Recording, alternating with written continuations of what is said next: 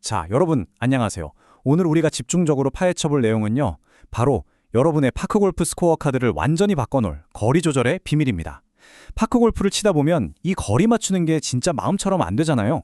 그래서 오늘은 단순히 감에 의존하는 게 아니라 그 기절에 깔려있는 흥미로운 물리학을 아주 낱낱이 해부해보려고 합니다. 집중해서 쭉 따라오시면 필드 위에서 거리를 완벽하게 지배하는 새로운 시야를 얻게 되실 겁니다. 본격적인 내용으로 들어가기 전에 제가 재미있는 질문 하나 드려볼게요. P9라는 말, 코스 나가면 다들 한 번씩은 들어보셨거나 외쳐보셨죠? 근데 혹시 우리가 가장 흔하게 쓰는 이 골프 용어를 완전히 잘못 알고 사용하고 계셨다면 어떨까요? 이 P9가 과연 정확히 무슨 뜻일까요? 사실 우리나라 골프선에서 흔히들 오해하는 게 있어요. 누군가 샷을 했을 때 핀 하이 라고 하면 보통 공이 홀컵에 기가 막히게 딱 붙었거나 아니면 핀이 높은 곳에 꽂혀 있을 때 쓰는 말이라고 생각하시는 분들 꽤 많거든요. 그런데 실제 데이터와 골프 용어 사전이 말하는 진짜 의미는 우리가 알던 것과는 완전히 다릅니다. 이 오해를 푸는 게 바로 정밀한 거리 제어의 첫걸음이에요. 그럼 공식적인 정의를 확실하게 짚고 넘어가 볼까요? P9은요, 공이 좌측이든 우측이든 옆으로 살짝 빗나갔더라도 홀컵과 정확히 동일한 수평선상에 멈춰선 상태를 말합니다. 그러니까 앞뒤 거리는 완벽하게 맞췄다는 뜻이죠. 홀컵에 못 미치면 무조건 쇼트, 지나치면 오버잖아요. 좌우 방향은 틀렸을지언정 오직 거리만큼은 완벽하게 맞췄을 때 우리는 비로소 핀 하이라고 부르는 겁니다. 자, 그럼 다음 파트, 거리 조절의 물리학입니다. 최대 86cm 길이의 클럽 딱 하나, 그리고 6cm짜리 가벼운 플라스틱 공. 파크골프는 이 엄청나게 엄격한 물리적 제약을 가지고 시작하죠. 이런 조건들이 어떻게 거리 조절을 순수한 물리학의 영역으로 바꿔놓는지 한번 파헤쳐 보겠습니다. 공이 날아가는 비거리를 결정하는 변수, 생각보다 엄청 단순해요. 거리는 오로지 어깨를 축으로 하는 시계추 같은 진자운동, 그리고 일정한 하나 둘의 리듬에 달려 있거든요. 우리가 백스윙의 크기로 위치 에너지를 장전하고 그걸 임팩트 순간의 헤드 스피드로 빵 터트리는 겁니다. 물론 잔디의 마찰 같은 땅의 저항도 고려해야겠죠. 근데 여기서 절대 하지 말아야 할 게 있어요. 바로 임팩트 순간에 인위적으로 손목 힘을 팍 주는 건데요. 이러면 거리의 일관성이 그냥 와르르 무너져 버립니다.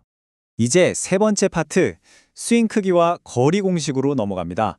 방금까지 알아본 이론을 실제 코스에 어떻게 적용해야 할까요? 우리의 평범한 신체를 아주 정밀한 거리 측정기로 매핑하는 놀라운 방법을 알려드릴게요. 이걸 가장 직관적으로 보여주는 게 바로 신체 부위 기준 모델입니다. 내 몸을 자처럼 쓰는 거죠. 예를 들어 클럽을 무릎이나 골반 높이까지 올리는 4분의 1 스윙은 보통 15에서 35m 정도를 보냅니다. 허리나 옆구리 높이까지 올리는 하프 스윙은 40에서 80m를 커버하죠. 가슴이나 어깨까지는 50에서 93m, 귀나 머리 높이까지 올리는 풀스윙은 60에서 111m 이상 훌쩍 날아갑니다. 물론 사람마다 채공거리가 다르니 이 가이드를 바탕으로 나만의 신체 데이터를 꼭 측정해 보셔야 해요. 만약에 내 몸을 기준으로 하는 게 치다 보면 헷갈린다 하시는 분들은 공이 놓인 바닥을 6시 방향으로 상상하는 시계바늘 모델을 활용해 보세요. 7시나 8시 방향으로 클럽을 빼면 손목을 거의 안 쓰는 10에서 20m의 짧은 샷이 나오고요. 샤프트가 지면과 수평이 되는 9시 방향은 40m 전후의 미들샷, 그리고 10시에서 11시까지 쭉 끌어올리면 어깨를 완전히 회전시킨 70m 이상의 롱샷이 되는 겁니다. 참 직관적이고 논리적이죠? 그런데 치다 보면 진짜 애매하게 5m, 10m 더 쳐야 하거나 덜 쳐야 할 때가 있잖아요? 이 미세한 거리 조절은 대체 어떻게 할까요? 이때 억지로 스윙 크기를 바꾸려고 애쓰지 마세요. 그냥 그립을 딱 3cm 정도 짧게 내려 잡아보세요. 이것만으로도 거리를 아주 미세하게 줄일 수 있습니다. 그리고 롱샷을 칠 땐 스탠스를 조금 넓혀서 안정감을 꽉 잡아주시고요. 반대로 아주 정밀한 퍼팅을 할 때는 양발을 완전히 딱 붙여보세요. 하체의 불필요한 움직임을 차단하는 이 디테일 하나가 스코어를 확 바꿔놓습니다. 자, 네 번째 파트는 홀컵 뒤 공략 전략입니다. 지금까지 스윙이 어떻게 작동하는지 역학을 살펴봤다면 이제는 코스에 나갔을 때 그린을 바라보는 우리의 시각 자체를 재구성해 볼 차례입니다. 여기서 우리가 무조건 반드시 기억해야 할 마법의 숫자가 하나 있습니다. 바로 팝골프의 절대적인 황금률인데요. 여러분, 앞으로 퍼팅하실 때는 무조건 실제 홀컵보다 30에서 50cm 뒤에 가상의 홀컵이 하나 더 있다고 상상하세요. 그리고 무조건 거기를 겨냥해서 치시는 겁니다. 아니, 넣어야 되는데 왜 굳이 홀컵을 지나치게 쳐야 하나 싶으시죠? 사실 그럴 만한 이유가 다 있습니다. 홀컵을 지나갈 정도로 충분히 힘을 줘서 때려야 억센 잔디결의 물리적인 저항을 이겨내고 공이 끝까지 똑바로 굴러갈 수 있거든요. 게다가 홀컵에 아예 미치지도 못한 공이 구멍 안으로 쑥 들어갈 확률, 그건 정확히 0%잖아요. 덤으로 홀컵을 쓱 지나쳐가는 공의 움직임을 눈으로 쫓다 보면 아, 여기가 경사가 이렇구나, 그린 스피드가 이렇구나 하는 다음 퍼팅을 위한 엄청나게 중요한 데이터를 얻을 수 있습니다. 다섯 번째 파트는 환경 변수와 경사도 보정입니다. 자, 이제 난이도를 살짝 높여서 고급 환경 수학의 영역으로 들어가 볼 건데요. 앞서 배운 이 물리학을 우리 스코어 카드에 직접 적용하기 위한 실전 팁들입니다. 우리가 치는 곳이 야외다 보니까 잔디라는 엄청난 환경 변수를 무시할 수가 없어요. 어떻게 통제해야 할까요?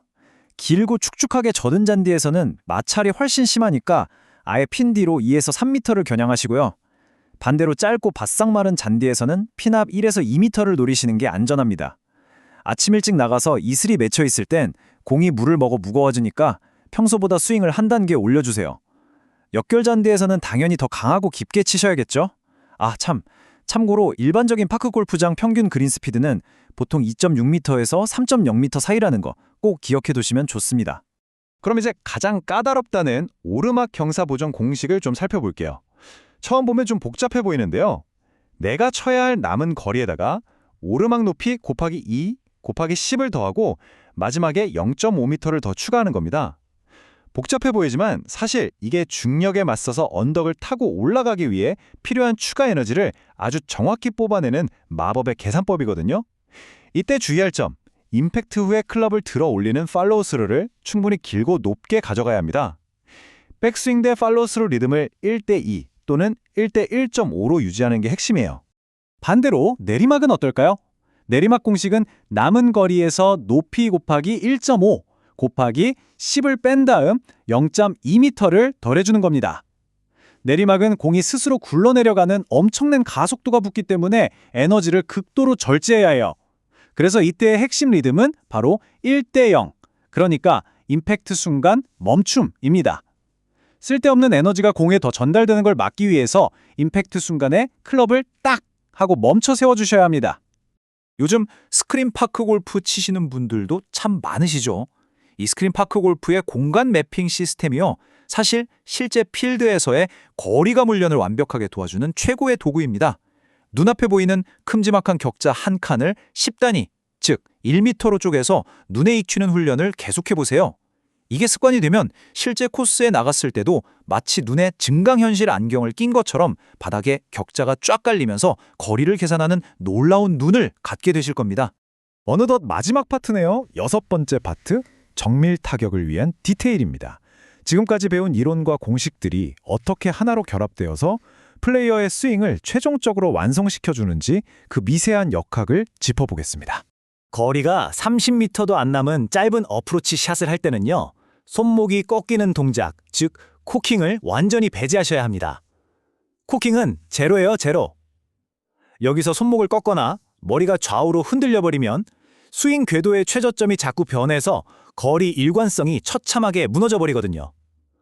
좀 세게 쳐야 하는 미들샷이나 롱샷에서도 코킹은 최대 90도를 절대 넘지 않게 꽉 잡아주시고 머리는 완벽하게 고정한 채로 공이 떠난 바로 그 원래 자리를 끝까지 노려보셔야 합니다. 여기서 5m 이내의 진짜 짧은 퍼팅, 이거 놓치면 정말 아쉽잖아요? 프로들이 쓰는 아주 현대적이고 비밀스러운 전략 하나 알려드릴게요. 보통 거리에 따라 백스윙 크기를 바꾸시죠? 그러지 마시고 백스윙 크기와 리듬은 어떤 거리든 항상 똑같이 딱 고정해두세요. 그리고 오로지 치고 나가는 팔로스로의 길이만 1m, 2m, 3m 단위로 쓱쓱 늘려가며 거리를 맞추는 겁니다. 백스윙 조절하다가 템포가 흐트러지는 걸 원천 차단해버리는 엄청나게 실용적인 꿀팁입니다. 자, 오늘 설명해드린 내용 어떠셨나요? 골프계에 아주 오래되고 유명한 격언이 하나 있죠. Never up, never in. 홀컵에 미치지 못하면 절대 들어가지 않는다. 파크 골프를 완벽하게 마스터하는 진정한 비결은 그날의 컨디션, 막연한 감각, 아니면 운이 아닙니다. 끝없이 환경 데이터를 수집하고 오늘 배운 여러분만의 생체 지표를 공식에 대입해 정밀하게 계산해내는 것이죠. 자, 다음 라운딩에 나가시면 여러분은 그저 감으로 공을 툭 치시겠습니까? 아니면 푸른 잔디 위에 여러분만의 정밀한 수학 공식을 멋지게 그려내시겠습니까? 오늘 해설은 여기서 마치겠습니다.